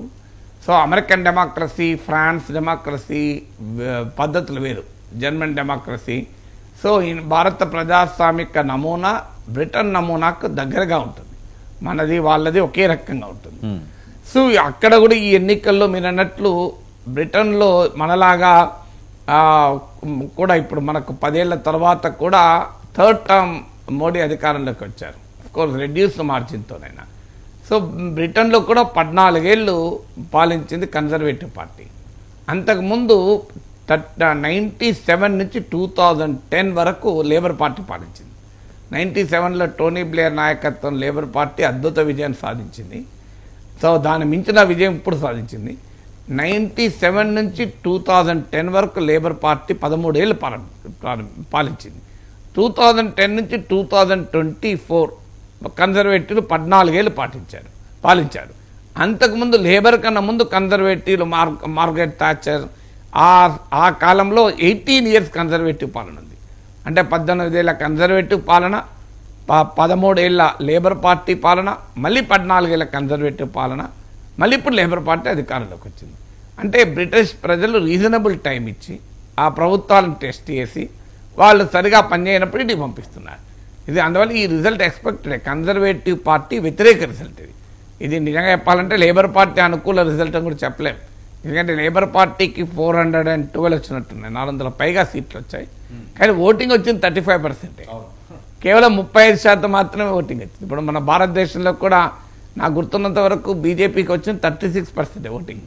ఈవెన్ 2019లో కూడా అరౌండ్ అంతే. సో మనలాగానే బ్రిటన్లో కూడా అంటే 1/3 ఓటింగ్ వస్తే అధికారం వచ్చేస్తుంది, 50% కాదు, 35% లేబర్ పార్టీకి వచ్చిన అధికారంలోకి వచ్చారు. ఎలా వచ్చారు అంటే అపోజిషన్ ఓటేమో కన్సాలిడేట్ అయింది, అధికార పార్టీ ఓటేమో స్ప్లిట్ అయింది. సో మన దగ్గర కూడా అధికార పార్టీకి వ్యతిరేకంగా ఓటు కన్సాలిడేట్ అయితే ఆంధ్రప్రదేశ్లో ఏ రిజల్ట్ వచ్చిందో చూశాం కదా. అంటే ఓటు స్ప్లిట్ అయితే ఎలా అవుతుంది? తెలంగాణ ఉదాహరణ, ఇప్పుడు జగన్మోహన్ రెడ్డికి 40% ఓటు ఆంధ్రప్రదేశ్లో వచ్చింది, కాంగ్రెస్ పార్టీకి కూడా తెలంగాణలో 40% వచ్చింది. 40% ఓటు తెచ్చుకున్న కాంగ్రెస్ పార్టీ తెలంగాణలో అధికారంలోకి వచ్చింది. 40% ఓటింగ్ వచ్చి కూడా వైఎస్ఆర్ కాంగ్రెస్ పార్టీ 11 సీట్లతో ఘోరమైన పరిస్థితికి నెట్టివేయబడింది. సో 36% వచ్చిన మోడీ ప్రైమ్ మినిస్టర్ అయ్యాడు. సో పర్సంటేజ్ చూడండి, మీరు ఆశ్చర్యం వేస్తుంది. 40% ఓట్లు వస్తే అధికారం పక్క రాష్ట్రంలో, 40% ఓట్లు వస్తే అక్కడ 11 సీట్లు ఇంకో రాష్ట్రంలో. దీనికి తేడా ఏంటి అంటే ఈ ఓటు స్ప్లిట్. ఇప్పుడు తెలంగాణలో కాంగ్రెస్, బీఆర్ఎస్, బీజేపీ 3 పార్టీలు పోటీ పడడం వల్ల 40% ఓటింగ్ తెచ్చుకున్న కాంగ్రెస్కు పవర్ వచ్చింది. ఆంధ్రప్రదేశ్కి వచ్చే వరకు ఎక్స్ట్రీమ్ పోలరైజేషన్ కావడం వల్ల కూటమి 10% గ్యాప్ వచ్చే వరకు వైసీపీ అడ్రస్ లేకుండా పోయింది. అదే 40% వచ్చిన. మీరు బ్రిటన్లో కూడా జరిగింది అదే. బ్రిటన్లో కన్జర్వేటివ్ పార్టీ ఓటు స్ప్లిట్ అయింది. ఎందుకంటే రిఫార్మ్ యూకే పార్టీ అని అల్ట్రా రైట్ పార్టీ, ఇది అతి జాతీయవాద పార్టీ, అంటే కన్జర్వేటివ్ పార్టీ కన్నా కూడా మోర్ కన్జర్వేటివ్. సో ఆ కన్జర్వేటివ్ రైట్ వింగ్ పార్టీ కనుక reform party conservative voter, committed conservative voter కూడా కన్జర్వేటివ్ పార్టీ మీద కోపంతో రిఫార్మ్ పార్టీ కొట్టేశారు. అందువల్ల కన్జర్వేటివ్ పార్టీ ఓడిపోవడంలో రిఫార్మ్ పార్టీ చాలా కీలక పాత్ర పోషించింది. ఇక ప్రతిపక్షంలో లేబర్ పార్టీ ఉంది, లిబరల్ డెమోక్రాట్స్ ఉంది, లిబ్డమ్. చాలా కాలం బ్రిటిష్ డెమోక్రసీలో 2 పార్టీలే, conservative and labour party. Liberal Democrats వచ్చాక 3rd ప్లేయర్ ఎంటర్ అయ్యారు. ఇప్పుడు ఏదో 4th ప్లేయర్ కూడా ఎంటర్ అయ్యారు, reform party. Even green party అండి, గ్రీన్ పార్టీ కూడా 4 సీట్లు వచ్చాయి. మన నల్గొండ జిల్లాకు చెందిన శశేంద్ర అతను అక్కడ బ్రిటిష్ పార్లమెంట్ కూడా గ్రీన్ పార్టీ తరఫున పోటీ చేశాడు, సోహిల్ అనే కాన్స్టిట్యున్సీ నుంచి. సో అందువల్ల గ్రీన్ పార్టీ కూడా గతంలో 1 సీట్ ఉంటే ఇప్పుడు 4 సీట్లు వచ్చాయి. సో లేబర్ పార్టీ, లిబరల్ డెమోక్రాట్లు ఓటు చీలి ఉంటే ప్రతిపక్ష ఓటు ఇద్దరి మధ్య కన్జర్వేటివ్ లాభం అయ్యేది. కానీ అది జరగలే. ప్రజలు చాలా క్లియర్గా కన్జర్వేటివ్ పార్టీని ఓడించదలుచుకున్నారు కనుక లేబర్ పార్టీ బలంగా ఉన్న చోట ఆ పార్టీ ఓటింగ్ పెరిగింది, లిబరల్ డెమోక్రాట్లు బాగా తగ్గింది. లిబరల్ డెమోక్రాట్లు బలంగా ఉన్న చోట లిబరల్ డెమోక్రాట్లకు పెరిగింది, లేబర్ తగ్గింది. అంటే ప్రజలు క్లియర్గా కన్జర్వేటివ్ పార్టీని ఓడించదలుచుకున్నారు కనుక కన్జర్వేటివ్ పార్టీని ఓడించగలిగే పార్టీ ఏది ఉంటే దాన్ని కొట్టేశారు. అందువల్ల ట్రెడిషనల్గా లిబరల్ డెమోక్రాట్ల ఓటు ఉన్న చోట కూడా ఆ ఓటు రాలే. ఇంకా అక్కడ లేబర్ పార్టీ గట్టికుంటే లేబర్ పార్టీ కొట్టేశారు. ట్రెడిషనల్గా లేబర్ గట్టికున్న చోట కూడా లేబర్కు రాలే. అక్కడ లిబరల్ డెమోక్రాట్లు గట్టి ఉంటే వాళ్ళు కొట్టేశారు. అంటే ప్రజలు వ్యూహాత్మక ఓటింగ్, స్ట్రాటజిక్ ఓటింగ్ వేశారు. అంటే ఈ కన్జర్వేటివ్ను ఓడించాలి కనుక ఓడించగలిగే సామర్థ్యము ఏ పార్టీకి ఉంది గమనించి ఆ పార్టీ కొట్టేశారు. కొన్ని చోట్ల లేబర్కి వేశారు, కొన్ని చోట్ల లిబరల్ డెమోక్రాట్కి వేశారు. తర్వాత లేబర్ పార్టీ కూడా ఒకప్పటి లేబర్ పార్టీ కాదు. ఒకప్పుడు మనం ట్రేడ్ యూనియనిస్ట్, లేబర్, కార్మిక వర్గానికి అనుకూలంగా లెఫ్ట్ వింగ్ పార్టీగా ఉండేది. ఇప్పుడు అది చాలా మార్పు చెంది టోనీ బ్లేర్ 97లోనే న్యూ లేబర్ అన్నాడు. ఇప్పుడు సెంటర్ లెఫ్ట్. ఒక రకంగా చెప్పాలంటే కన్జర్వేటివ్కు లేబర్కు పెద్ద తేడా ఏం లేదు. వాళ్ళు సెంటర్ రైట్, వీళ్ళు సెంటర్ లెఫ్ట్. సో భారీగా 2 పార్టీల మధ్య ఐడియాలజికల్ గ్యాప్ ఏమీ ఉన్నట్టు కాదు. ఇది ఎకానమిస్ట్లో ఒక వాస్తవం కూడా వచ్చింది. వెస్ట్రన్ డెమోక్రసీ అన్నిట్లో ఈ ట్రెండ్ ఉంది. ఇప్పుడు అమెరికాలో రిపబ్లికన్లకు డెమోక్రాట్లకు తేడా పెద్దగా ఏమి ఉండడం లేదు, ఇంటర్నేషనల్ పాలసీస్లో కానీ డొమెస్టిక్ పాలసీస్లో కానీ. ఇక్కడ బ్రిటన్లో లేబర్కు కన్జర్వేటివ్లకు కూడా. అందువల్ల పెద్ద ఏదో ప్రపంచం బ్రిటన్ మొత్తం మారిపోతుంది కాదు.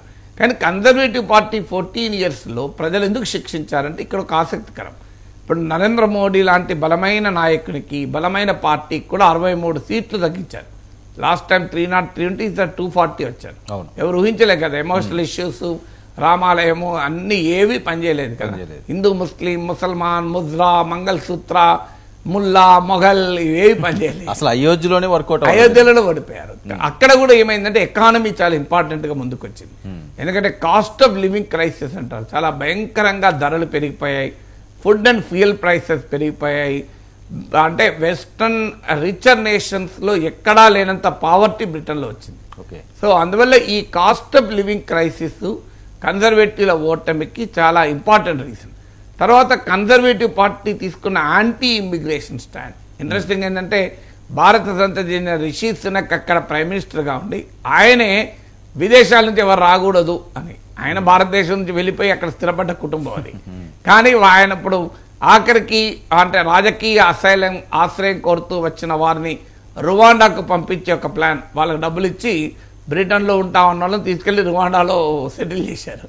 సో ఆ ప్లాన్కి కూడా ప్రజలు చాలా తీవ్రంగా వ్యతిరేకించారు. సో అందువల్ల ఇలా ఎకానమీ బాగా దెబ్బతీయడం, ఈ అంటే ఇమ్మిగ్రెంట్స్ ఇతర ప్రాంతాల నుంచి వచ్చిన వాళ్ళ పట్ల వ్యతిరేకత, ఇవేవి కూడా ప్రజలు అంగీకరించలేదు. అందువల్ల ప్రజలు ఎకానమిక్ ఇష్యూస్కు ఎక్కువగా రియాక్ట్ కావడం కూడా మనం బ్రిటన్లో చూసాం. అది పాజిటివ్ అంశం. మన దేశంలో అదే చూసాం, అక్కడ అదే చూసాం. ఎకనామిక్ అంశాలకు రియాక్షన్ ఎక్కువగా ఉంది. ఇక భారత బ్రిటన్ సంబంధాలు అంటావా, సో పెద్ద మార్పు ఉంటుంది నేను అనుకోను. But free trade agreement conservative పాలనలో కంక్లూడ్ కాలేదు, అది ఇప్పుడు కంక్లూడ్ అవుతుందని అంటున్నారు. కశ్మీర్ పైన ఒకప్పుడు లేబర్ పార్టీ చాలా హాకీ స్టాండ్ తీసుకునేది, కశ్మీర్లో స్వయం నిర్ణయాధికారం అంటూ మాట్లాడేవాళ్ళు. కానీ ఇప్పుడు వాళ్ళు కూడా మాట్లాడతలేరు. ఇప్పుడు కీర్ స్టామర్ కూడా తన ఎన్నికల ప్రచార సభల్లో కశ్మీర్ అనేది భారతదేశం పాకిస్తాన్ మధ్య బైలేటరల్ అంశము, వాళ్ళిద్దరు కూర్చొని చర్చించుకోవాలి, ఇది భారతదేశానికి సంబంధించిన రాజ్యాంగపరమైన అంశాలు వాళ్ళు చూసుకుంటారన్నాడు. అందువల్ల ఆ సంబంధాల్లో రాడికల్ చేంజ్ వస్తుందని అనుకోను. బట్ ఇంట్రెస్టింగ్ ఏంటంటే మన దేశం లాగానే అక్కడ కూడా ఎకానమీకి ప్రజల కోపంతో ఓటు వేయడము, అధికారంలో ఉన్న వారిని ఓడించాలనుకున్నప్పుడు వ్యూహాత్మకంగా ఓటు వేయడము చాలా ఆసక్తికరంగా కనబడుతుంది. ఓకే సార్, పట్టాభి గారు ఇప్పుడు లైన్లోకి వచ్చారు. ఇందాక ఆయన ఫోన్ రీచబుల్ కాలేదు ఈ అమరావతి అంశం మీద. ఒకసారి ఆయనతో మాట్లాడతాం. సార్ పట్టాభి గారు నమస్తే. నమస్కారం వర్మ గారు. ప్రొఫెసర్ నాగేశ్వరరావు గారు కూడా ఉన్నారు సార్. ఇందాక మిమ్మల్ని మేము లైవ్లో తీసుకోవడానికి ట్రై చేసాం. ఆ టాపిక్ వచ్చినప్పుడు అమరావతి భవిష్యత్తు అనే అంశం అన్నది ఏ రకంగా అడుగులు వేస్తున్నారు అన్నది సర్వత్రా ఉత్కంఠ రేపుతున్నది. 2 సంవత్సరాల్లో 2.5 సంవత్సరాల్లో అయ్యే ఛాన్స్ ఉంటుందని నారాయణ గారు అంటే ఏం జరుగుతున్నదని ఒక ఆందోళన చంద్రబాబు నాయుడు గారే పడే పరిస్థితి. ప్రొఫెసర్ గారు కూడా మాట్లాడతారు, ప్లీజ్ సార్. నమస్తే పట్టాభి గారు. నమస్కారం అండి. అంటే పట్టాభి గారు చెప్పాలి ఏమవుతుంది అంటే what is the action plan, అంటే లాస్ట్ టైంతో పోలిస్తే ఈసారి ఏ రకంగా అమరావతి విషయంలో ముందుకు పోతారు? Action plan is very clear అండి. గతంలో ఏ విధంగా అయితే మాస్టర్ ప్లాన్ డిజైన్ చేశామో, రైతులతో ఒప్పందం చేసుకున్నటువంటి సందర్భంలో వారికి ఏవైతే ప్రామిస్ చేశామో అవన్నీ ఇంప్లిమెంట్ చేసుకుంటూ ముందుకు తీసుకెళ్లటం, కేంద్ర ప్రభుత్వ సహకారంతో ఈ ప్రాజెక్ట్ ని మళ్ళీ గాడిలో పెట్టడం అనేది ఇవాళ ప్రస్తుతం ప్రాధాన్యతగా తీసుకోవడం జరిగింది. We want Amaravati to be a growth engine for the entire state. మిగతా అన్ని జిల్లాల అభివృద్ధికి అమరావతి రాజధాని అనేది దోహదపడాలి. ఆ రకంగా ఒక గ్రోత్ ఇంజిన్ గా అమరావతి రాజధానిని తయారు చేయాలన్నదే చంద్రబాబు నాయుడు గారి ఆలోచన. సో ఆ ప్రకారం అడుగులు ముందుకు వేస్తున్నాం. ఇప్పటికే మీరు చూసారు, అనేక సంస్థలు కూడా ఇప్పటికే గతంలో ఒప్పందం చేసుకున్న సంస్థలు కూడా తిరిగి వాళ్ళ కార్యాలయాల నిర్మాణం కానివ్వండి, ఇతరత్ర కార్యక్రమాల ప్రారంభించడానికి కానివ్వండి ముందుకు వస్తున్నాయి.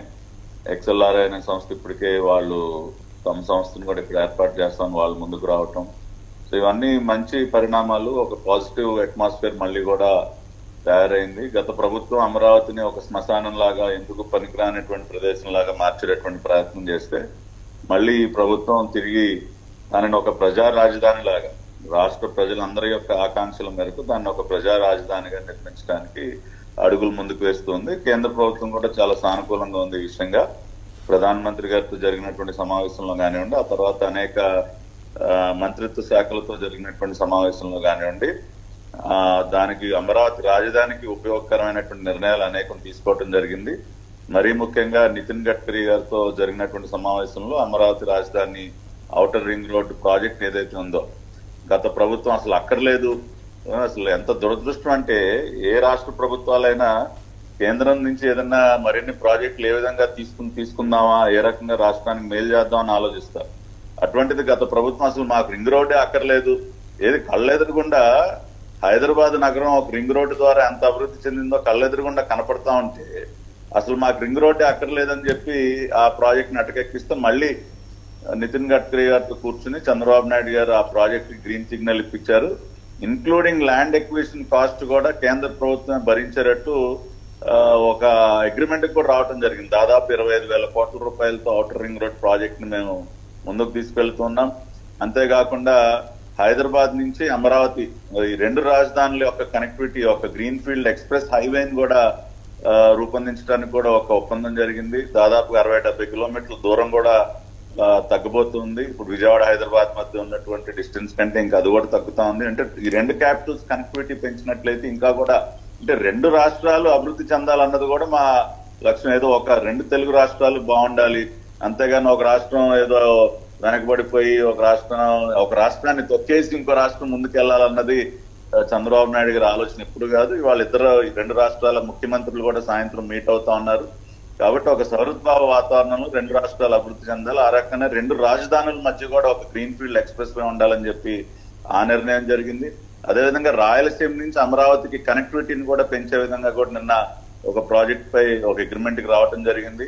గత ప్రభుత్వం, గత ముఖ్యమంత్రి రాయలసీమ కనెక్టివిటీకి సంబంధించినటువంటి రోడ్లను కూడా అష్టవంకర్లు తిప్పి, గతంలో ఆయన తండ్రి హైదరాబాద్ ఔటర్ రింగ్ రోడ్ ఏ రకంగా అష్టవంకర్లు తిప్పాడో ఈయన కూడా రకరకాల వంకర్లు తిప్పి పులివెందుల మీదగా వేసుకున్నాడు ఆ రోడ్ ని.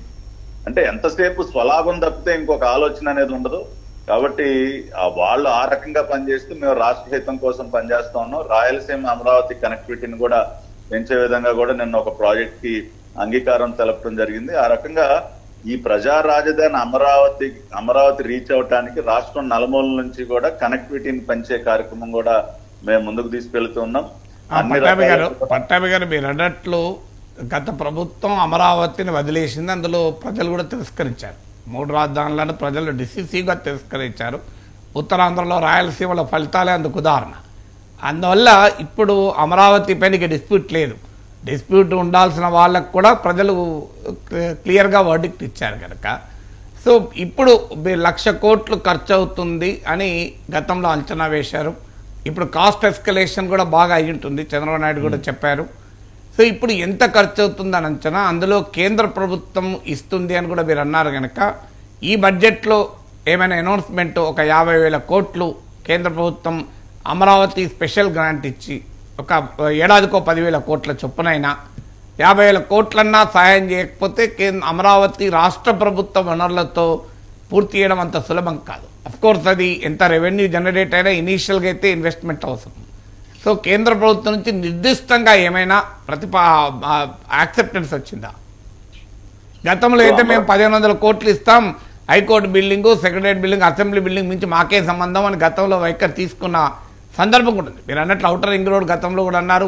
జగన్మోహన్ రెడ్డి ప్రభుత్వం అమరావతి వదిలేసింది కనుక ఔటర్ రింగ్ రోడ్ కూడా వదిలేసింది, కనెక్టివిటీని కూడా గతంలో అంగీకరించింది కానీ వదిలేసింది. నిర్దిష్టంగా కేంద్ర ప్రభుత్వం అమరావతికి ఏమైనా ప్రత్యేక గ్రాంట్ ఇవ్వబోతుందా? ఇప్పుడు అమరావతికి సంబంధించి కేంద్ర ప్రభుత్వ సహకారమే కాకుండా ఇంకా ఇతరత్ర రకరకాల ఫైనాన్సింగ్ మోడల్స్ కూడా ఉన్నాయి. వాటన్నిటిని కూడా చంద్రబాబు నాయుడు గారు పరిశీలిస్తున్నారు. ఎంత దుర్మార్గం అంటే గతంలో వరల్డ్ బ్యాంక్ అమరావతి రాజధానికి మేము లోన్ ఇస్తామని ముందుకు వస్తే దానిని కూడా అక్కర్లేదు పొమ్మని చెప్పి వెనక్కి తిప్పి పంపించింది రాష్ట్ర ప్రభుత్వం. ఇవాళ వాళ్ళు అమరావతిని వదిలేసుకున్నారు అన్ని వద్దన్నారు అనుకోండి. అదే అప్పుడు అందుకని వాళ్ళు అమరావతి అనే డ్రీమ్ ని కిల్ చేయదలుచుకున్నారు. That was a political stand. అది ప్రజలు తెలుసుకుంటే ఒక నిమిషం Nageshwar garu, we have different options available with us. ఒకటి కేంద్ర ప్రభుత్వం నుంచి ఆర్థిక పరమైనటువంటి సహకారమే కాకుండా financial institutions like world bank కానివ్వండి, ఇంకా రకరకాలైనటువంటి ఏషియన్ ఇన్ఫ్రాస్ట్రక్చర్ బ్యాంక్ కానివ్వండి, న్యూ డెవలప్మెంట్ బ్యాంక్ కానీ ఇట్లా there are so many international financial institutions which are interested to fund Amaravati. So అటువంటి ఆప్షన్స్ ఉన్నాయి. అదేవిధంగా గతంలో మీరు ఒకసారి ఆలోచించినట్లయితే అమరావతి బాండ్స్ మేము రిలీజ్ చేసినప్పుడు 1 hour లో ఓవర్ సబ్స్క్రైబ్ అయింది. We got double of what is required. So ఆ రకంగా కూడా ఆ రోజున ఫండ్స్ కి ఏం ఇబ్బంది లేకుండా ఫండ్స్ సేకరించడం జరిగింది. అంతేకాకుండా వాల్యుబుల్ ల్యాండ్ బ్యాంక్ కూడా అమరావతి రాజధానిలో మనకు అందుబాటులో ఉంది. అనేక రకాలైనటువంటి సంస్థలు అమరావతిలో పెట్టుబడులు పెట్టడానికి సిద్ధంగా ఉన్నాయి. కాబట్టి there are different models available with us. Amaravati ఒక రకంగా ఒక సెల్ఫ్ ఫైనాన్సింగ్ మోడల్ గా కూడా మనం మార్చొచ్చని చంద్రబాబు నాయుడు గారు అటువంటి ఆలోచన కూడా చేశారు. కాబట్టి నిధులకి కొరత అనేది ఉంది. అంటే రాష్ట్ర ప్రభుత్వ ఖజానా పైన భారం పడకుండా మొత్తం మనం రాష్ట్ర ఖజానాను మొత్తం ఒక అమరావతి రాజధాని నిర్మాణానికే ఖర్చు చేస్తామని ఆ ఖర్చు చేయాలన్న ఆలోచన కూడా రాష్ట్ర ప్రభుత్వానికి లేదు. ఎందుకంటే there are other priorities also. ఇప్పుడు ఒక పోలవరం ప్రాజెక్టు, అమరావతి ఈ రెండే కాకుండా ఇంకా అదర్ ప్రయారిటీస్ కూడా ఉన్నాయి. రాష్ట్ర ఖజానా నుంచి మనం ఖర్చు చేయాల్సినటువంటి ప్రాజెక్ట్స్, అదేవిధంగా ఇంప్లిమెంట్ చేయాల్సిన వెల్ఫేర్ స్కీమ్స్ కూడా ఇంకా ఉన్నాయి. కాబట్టి మొత్తం ఖజానా పైన మొత్తం భారం పడకుండా ఫేజ్డ్ మేనర్ లో ముందు మా ప్రయారిటీ ఏంటి, government complex area, core capital area ఏదైతే ఉందో దాన్ని పూర్తి చేయాలి. ఏది సెక్రటేరియట్ బిల్డింగ్స్ కానివ్వండి, ఇప్పుడు న్యూ హైకోర్టు కన్స్ట్రక్షన్ ఏదైతే స్టార్ట్ అయిందో అది కానివ్వండి, అదేవిధంగా ట్రంక్ ఇన్ఫ్రాస్ట్రక్చర్ ఏదైతే ఉందో మెయిన్ రోడ్స్ కానివ్వండి, సీడ్ యాక్సెస్ రోడ్స్ కానివ్వండి, అవి అదేవిధంగా రైతులకు ఇచ్చినటువంటి ప్లాట్స్ డెవలప్మెంట్ అనేది కూడా ప్రయారిటీగా పెట్టుకున్నాం. వాళ్ళకి ఏదైతే రిటర్నబుల్ ప్లాట్స్ ఇచ్చామో దానికి మన ఇన్ఫ్రాస్ట్రక్చర్ క్రియేట్ చేయాల్సిన అవసరం ఉంది. కాబట్టి ప్రయారిటైజ్ చేసుకుని ముందు మనం ఎటువంటి కార్యక్రమాలు తీసుకోవాలి, దానికి ఎంత ఖర్చు అవుతుంది, ఫేజ్డ్ మేనర్ లో దీన్ని ముందుకు తీసుకెళ్లే కార్యక్రమాన్ని మేము చేస్తా ఉన్నాం. దానికి ఇప్పటికే నారాయణ గారు వీళ్ళందరూ కూడా దానికి సంబంధించినటువంటి రివైజ్డ్ డిపిఆర్స్ అన్ని కూడా తయారు చేస్తా ఉన్నారు. ఆ రకంగా స్టెప్ బై స్టెప్ మేము దీన్ని ముందుకు తీసుకెళ్తాం. మాస్టర్ ప్లాన్ ప్రకారం రైతులతో చేసుకున్నటువంటి ఒప్పందం ప్రకారం జరుగుతుంది. దానికి కేంద్ర ప్రభుత్వం వైపు నుంచి కూడా పూర్తిగా సహకారం అనేది ఉంటుంది. బడ్జెట్ రేపు ప్రవేశపెట్టేటువంటి బడ్జెట్ లో కూడా తగిన కేటాయింపులు, నేను ఒక అమరావతికే ఒక 10,000 కోట్లు ఇస్తారా లేకపోతే పోలవరంకి అట్లా కాకుండా ఫేజ్డ్ వైజ్ మనం తీసుకెళ్తా ఉన్నాం. కాబట్టి ఈ ఆర్థిక సంవత్సరం ఎంత మేరకు అవసరమో దాని వరకు కొంత కేటాయింపులు కూడా ఖచ్చితంగా ఈ బడ్జెట్ లో ఉంటాయి. ఆ రకంగానే నిన్న నిర్మలా సీతారామన్ గారితో కూడా జరిగినటువంటి చర్చలో ఈ అంశాలన్నీ కూడా చర్చించడం జరిగింది. అంటే నేను ఎందుకు అడుగుతానంటే పోలవరం కేంద్ర ప్రభుత్వ బాధ్యత, అది కేంద్ర ప్రాజెక్టు, వాళ్ళు కట్టాల్సిందే. ఇక స్పెసిఫిక్గా రాష్ట్రాలకు కేంద్రం చేయగలిగే అవకాశాలు తక్కువగా ఉంటాయి. డైరెక్ట్గా ఒక రాష్ట్రానికి ఓ 10,000 కోట్లు 50,000 కోట్లు వట్టిగానే ఇచ్చేయలేరు. కానీ అమరావతి విషయంలో పార్లమెంట్ చట్టం, రాష్ట్రాన్ని విభజించింది పార్లమెంటు, అందులో సీమాంధ్ర ప్రజల అభిష్టానికి భిన్నంగా విభజించారు. హైదరాబాద్ లాంటి మహానగరం లేని ఆంధ్రప్రదేశ్ సృష్టించారు. అలాంటప్పుడు కేంద్ర ప్రభుత్వం పైన ప్రత్యేక బాధ్యత ఉంటుంది. ఇదేదో బీహార్ ప్రత్యేక హోదాతో సంబంధం లేదు. ఇప్పుడు వన్ లైవ్ ఎగ్జాంపుల్ మీరు నన్ను చూశారు. అమరావతి రాజధాని ఔటర్ రింగ్ రోడ్ ప్రాజెక్టు గతంలో కేంద్రం మేము భూసేకరణ ఖర్చు మేము చేయమని చెప్పింది, కానీ నేను ఒప్పుకున్నారు. మేము భూసేకరణ కూడా మేము డబ్బులు ఇస్తామని ఒప్పుకున్నారు. మిగతా రాష్ట్రాల్లో ఆ రకంగా లేదు. నేషనల్ హైవేస్ వాళ్ళు ఎక్కడా కూడా ల్యాండ్ ఎక్విజిషన్ డబ్బులు ఎవరు, ఆయా రాష్ట్ర ప్రభుత్వాలు మీరు ల్యాండ్ ఎక్వైర్ చేసుకుంటే మేము ప్రాజెక్ట్ కంప్లీట్ చేస్తాం అంటారు. కానీ నిన్న they said we will do land acquisition also, we will spend money for that also. So that is a very positive indication from the central government. So ఆ రకంగా వాళ్ళు పూర్తిగా కమిటెడ్ గా ఉన్నారు. అన్ని రకాలుగా అమరావతి రాజధాని నిర్మాణానికి తోడ్పాటు అనేది ఉంటుంది. రేపు బడ్జెట్ లో కూడా అవసరమైన మేరకు కేటాయింపులు కూడా ఉంటాయి. అంటే రాజధాని అంటే కేవలం దానిలో ఉన్నటువంటి బిల్డింగ్స్ ఇవే కాకుండా డిఫరెంట్ మినిస్ట్రీస్ నుంచి కూడా మనకి అలొకేషన్స్ అనేది అవసరం. కాబట్టి అట్లా వేరే మినిస్ట్రీస్ వైపు నుంచి కూడా అలొకేషన్స్ ఉంటాయి. ఖచ్చితంగా రేపు మన రాష్ట్ర బడ్జెట్ కి సంబంధించి కూడా కేంద్ర బడ్జెట్ ప్రవేశపెట్టిన తర్వాత ఆ రకంగా కేటాయింపులను పరిశీలించుకుని మళ్ళీ మనం స్టేట్ బడ్జెట్ కూడా మనం ప్రవేశపెట్టుకోవాల్సిన అవసరం ఉంది. డెఫినెట్ గా అటువంటి సహకారం అనేది ఉంటుందని మేము ఆశిస్తాం. పట్టాభి గారు, ఇక్కడ ఒక్క విషయం అండి, చంద్రబాబు నాయుడు గారు కూడా నిన్న ఒక డౌట్ ఎక్స్ప్రెస్ చేయడం జరిగింది. ఇన్వెస్టర్లను పిలుస్తాము లేకపోతే అన్ని నిర్మాణాలు పూర్తి చేస్తాం, కానీ 5 ఏళ్ల తర్వాత ఒకవేళ మళ్ళీ ఏమవుతుందో అని చెప్పి ఒక ఆందోళన కలుగుతుంది. సో మళ్ళీ ఇంకా అది రిపీట్ కాకుండా 2014 నుంచి 19 వరకు ఏం జరిగిందో, లేకపోతే అక్కడ అసంతృప్తిగా ఉన్న మీ బిల్డింగ్ అవనియండి, లేకపోతే రాజధానిలో పర్మనెంట్ కన్స్ట్రక్షన్ లేకపోవడం అవనియండి, అందువల్ల ఆయన ఒక నిర్ణయం తీసుకున్నారు. సో రానున్న రోజుల్లో ఆంధ్రప్రదేశ్ ప్రజలకు పర్మనెంట్ గా అమరావతి రాజధాని అనే విధంగా ఈ 5 సంవత్సరాల్లో పూర్తి స్థాయిలో అక్కడ డెవలప్ చేసే ఆ విధంగా అడుగులు వేస్తున్నారా? ఖచ్చితంగా. ఇప్పుడు ఇందాక నాగేశ్వర గారు అన్నారు, ప్రజలు ఒక డిసైసివ్ వర్డిక్ట్ ఇచ్చేసారండి. కాబట్టి Amaravati will remain as the people's capital, దానిలో డిస్కషన్ కి తావలేదు. ఆ రకంగానే మేము అంటే మళ్ళీ రేపు ఇంకెవరో వచ్చేసి ఇంకా దాన్ని మార్చేటటువంటి ప్రయత్నాలు కూడా జరిగే అవకాశం లేకుండా కూడా అవును ఇక్కడ నిర్మాణాలు చేయటమే కాకుండా భవిష్యత్తులో నాకు తెలిసి గతంలో అమరావతిని వ్యతిరేకించినటువంటి పార్టీ గాని ఆ నాయకుడు గాని మళ్ళీ ఈ రాష్ట్రంలో పునర్జీవం పోస్తున్నటువంటి అవకాశాలు దాదాపుగా లేవు. కాబట్టి అటువంటి ఆ రకంగా కూడా మనం భయపడాల్సిన అవసరం లేదు. అటువంటి వారు పునర్జీవం పోసుకునే అవకాశం కూడా మేము ఇవ్వము. అటువంటి పరిపాలనే మీరు చూస్తారు. కాబట్టి అటువంటి భయాలు కూడా మనం పెద్దగా పెట్టుకోవాల్సిన అవసరం లేదు. బట్ నిర్మాణాల వేగం మాత్రం ఖచ్చితంగా పెంచుతాం. ఎందుకంటే that is the people's aspiration. ఇప్పుడు ఎందుకంటే పాపం రైతులు వాళ్ళు చేసినటువంటి ఉద్యమం మనం కళ్ళారా చూసాం. వాళ్ళ పైన ఎన్ని దాడులు జరిగినా కూడా వాటన్నిటిని తట్టుకుని వాళ్ళు నిలబడినటువంటి విధానం, రాష్ట్రం మొత్తం కూడా వాళ్ళకి సంఘీభావం తెలియజేసింది. ప్రపంచవ్యాప్తంగా ఉన్నటువంటి తెలుగు వారందరూ కూడా ఇవాళ అమరావతి రాజధాని కావాలి. ఇప్పుడు గతంలో ఆంధ్రప్రదేశ్ గురించి మనం మాట్లాడుకుంటే ఎంతో గర్వంగా చెప్తున్న వాళ్ళం. నేను I have told many countries, నేను ప్రత్యక్షంగా ఎన్నో దేశాలు పర్యటించినప్పుడు గత 5 సంవత్సరాలు అందరూ కూడా బాధపడుతూ ఉండాలి. సార్ మేము ఆంధ్ర నుంచి అంటే చెప్పుకోవడానికి మాకు సిగ్గుగా ఉందండి. ఆంధ్ర అంటే గంజాయి క్యాపిటల్, డ్రగ్స్ క్యాపిటల్ అని మాట్లాడుతూ ఉన్నారు. ఏదో తుగ్లక్ మోడల్ ఏదో ప్రవేశపెట్టారని మాట్లాడుతూ ఉన్నారు. ఎంతో అవమానకరంగా ఉంది మాకు. So we will also be a part of the development of the state. మళ్ళీ మేము తలెత్తుకునే విధంగా గర్వంగా ఎస్ వీఆర్ ఫ్రమ్ ఆంధ్రప్రదేశ్ అని చెప్పుకునే విధంగా మన రాష్ట్రాన్ని ముందుకు తీసుకెళ్ళడానికి మా తోడ్పాటును కూడా ఇస్తామని చెప్తున్నారు. కాబట్టి the entire Telugu community across the globe is committed towards the state of Andhra Pradesh. మొన్న ఎన్నికల సందర్భంగా మీరు చూసారు, కొన్ని లక్షలు ఖర్చు పెట్టుకుని ఒక ఓటు వేయడానికి వచ్చారండి. ఏదో ఒక్కొక్కరు 4-5 లక్షలు ఖర్చు పెట్టుకుని ఒక ఓటు వేసి వెళ్ళారు. అంత కమిట్మెంట్ మనం ఎప్పుడు చూడలే గతంలో. కాబట్టి that is the spirit of the Telugu community across the globe. So అందరి భాగస్వామ్యంతో, అందరి సహకారంతో, అదే విధంగా ఇంకొక విషయం కూడా చెప్తున్నా, నాగేశ్వర్ గారు లాంటి వ్యక్తుల సూచనలు కూడా మేము తీసుకోవడానికి సిద్ధం. మేము ఎవరికి వ్యతిరేకం కాదు. We always have a positive attitude, constructive గానే మేము ఉంటాం. ఎవరు ఎటువంటి సలహా సూచనలు ఇచ్చినా రాష్ట్ర అభివృద్ధి కోసం ఖచ్చితంగా మేము వాటిని కూడా స్వీకరించి అందరినీ కలిపిన ముందుకు వెళ్తాం. థ్యాంక్ యూ వెరీ మచ్ అండి. మీరు అన్నట్లు అమరావతి, నేను ఇంతకుముందు మీరు రానప్పుడు చెప్పాను, అమరావతిని ఒక ప్రాంతంతో అంటగట్టి చూడడం కరెక్ట్ కాదు. Capital is doesn't belong to any reason. Capital అనేది క్రియేట్ చేసే ఎకానమీ రాష్ట్రం మొత్తానికి ఉపయోగపడుతుంది. ఇప్పుడు హైదరాబాద్ ఎకానమీ కేవలం ఒక ప్రాంతానికి ఉపయోగపడుతుందా? అందువల్ల ఆ పర్సెప్షన్ ఇప్పుడే కాదు, ఈ 3 రాజధానులు వచ్చినప్పుడు కూడా నేను చెప్పాను, అమరావతిని అనవసరంగా దీన్ని డిస్టర్బ్ చేస్తున్నారు అని. అందులో డిస్ప్యూట్ ఏమీ లేదు. రాజధాని విషయంలో ఇప్పుడు మహానగరాలు అనేది గ్రోత్ ఇంజన్స్గా మారిపోయాయి. ఎకానమీ ఒకప్పట్లాగా లేదు. అర్బనైజేషన్ ఒక మంచి గ్రీన్ ఫీల్డ్ క్యాపిటల్ కనుక మంచి అవకాశం కూడా. You can begin from the scratch.